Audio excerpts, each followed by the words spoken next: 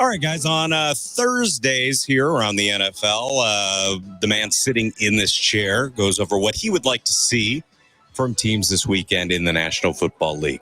All right. So let's start with the Bears and the Jaguars. Of course, they'll be in London. The Jags finally got off the schneid last week with a win versus Indy, but I still have no faith in that team, in the head coach, in the quarterback, quite frankly.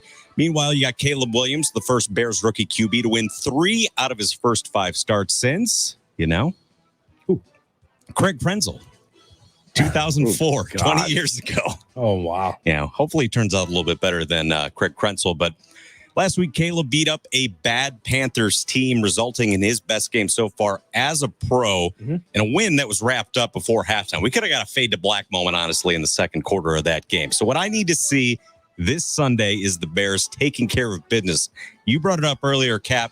If you want to be taken seriously in this league as a playoff contender, you need to beat up the bad team. So I need to see the pressure continue to mount offensively with Shane Waldron, Caleb Williams. You need another blowout opportunity against an inferior opponent this Sunday in London. I don't care if they win 7-6. Find a way to win. Now, 7-6, I'd be disappointed that we didn't score more. You got to get on that plane 4-2. Yeah. By hook or by crook, you got to find a way to beat this team. They're a beatable opponent, and then go on your vacations. Enjoy your week off, and then let's get back at it. I concur. Kevin. All right, Monday night, you've got Buffalo Bills visiting those New York Jets, who we talked about a little bit earlier. Okay. Robert Saleh was unceremoniously, you might say, dismissed this week. And now it is the Aaron Rodgers show. It's what he always wants. He's got all the attention, all the spotlight on him. He's got all the control now in that locker room. He's got his guy there, Nathaniel Hackett, his buddy, still instilled as the offensive coordinator. He's finally gotten what he wants. Time to put up or shut up at home. Let's see what the old man has got left. He's got to look a lot better than he did last week. Yeah, I think that's fair. Absolutely. No more excuses. Well, what no one wants to say out loud is that the Jets' offense looked broken last couple weeks. It has not looked good. Yeah, the whole thing is just something was off. So, okay, he decides to fire him. You better win now. I mean, it's not that they haven't spent money. They've given Aaron autonomy. They've allowed him to bring in certain guys. Some have been good, some haven't. They're a better team than this. They got more talent. Period. They do. When Woody Johnson says it's one of the most talented Jets teams that he's been around, that might be the case. But like anything else, Cap, it's about the head coach and the quarterback. Can they be on the same page? And now it's fractured. Like, there's no Saleh in the mix. Aaron Rodgers, I believe, that without question, it's inarguable that he is in the autumn of his career. Now what's he going to do about it? Like, he still has the ability, but can he do it like he used to? I don't know if that's... I told you they're going to beat the Bills on Monday. I don't know if that means that they can get it done this season. Plus 3. I think you got to play it. You have to. At his age, it really is about Super Bowl or bust. There is no in between because there's no building with Aaron Rodgers. Either he's going to get it done or he's not, or the offense is going to get it done and it's not. Because this is not like a young quarterback you build for 5 years. It's Aaron Rodgers. Yep. He's already at the door. Well, he hasn't gotten it done in terms of winning a Super Bowl since, 2011? That's correct. And he's going to be 41 in a couple months. I mean, he was still efficient, but I think it's still rust, man, for being out that whole year. Well, when you're that old, rust is no good. Rust might be something else.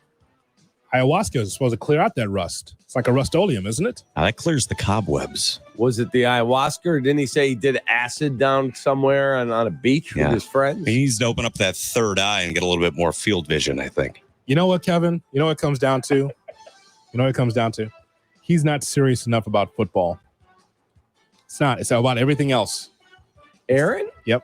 Oh, I disagree. I think he's all in on football. I just think he's getting old. I thought it was about football. He said this place got to be more about football, and then he goes to Egypt. Then he goes on a trip, and then he's got a documentary, and then he's got a book, and then he's got McAfee. Where's the football fit in this? What's wrong with doing McAfee?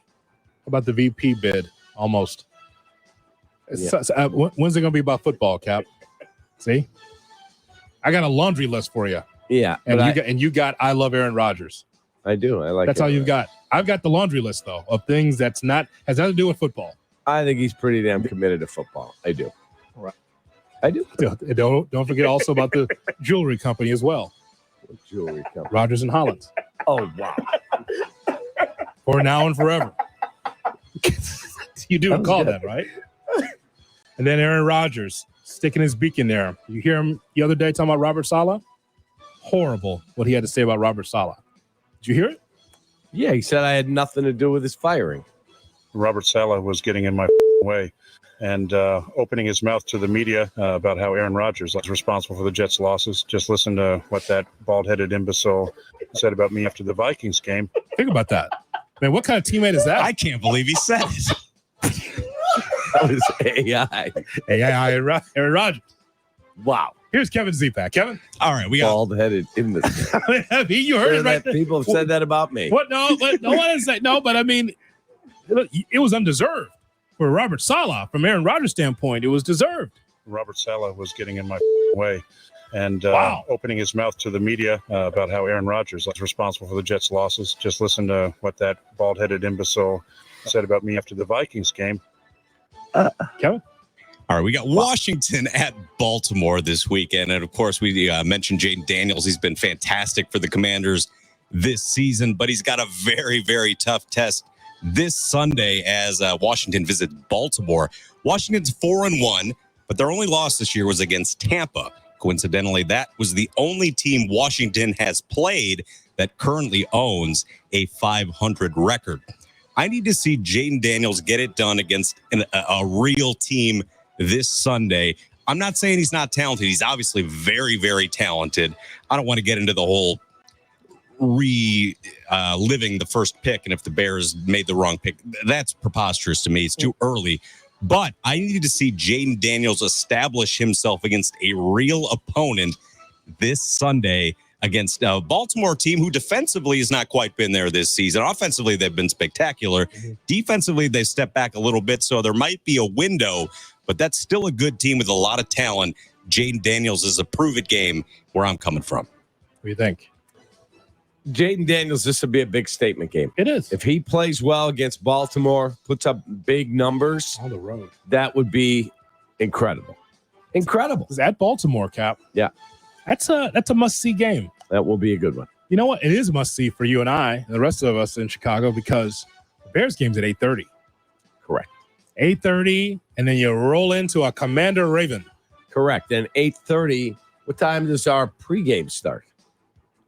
6 o'clock. 3 a.m. 6 o'clock. Yeah. Okay. So 6 a.m., I was going to say, are we starting at like 4 a.m.? Yes. 6 o'clock, and then you go to the Bear game, and then we'll have Yurko and Peggy. We'll have the post-game coverage. We'll have Caleb and Coach Eberflus before they talk to the media. Correct. So we'll have a lot for you to do here, and then you could saunter over to the red zone or whatever's on TV after that.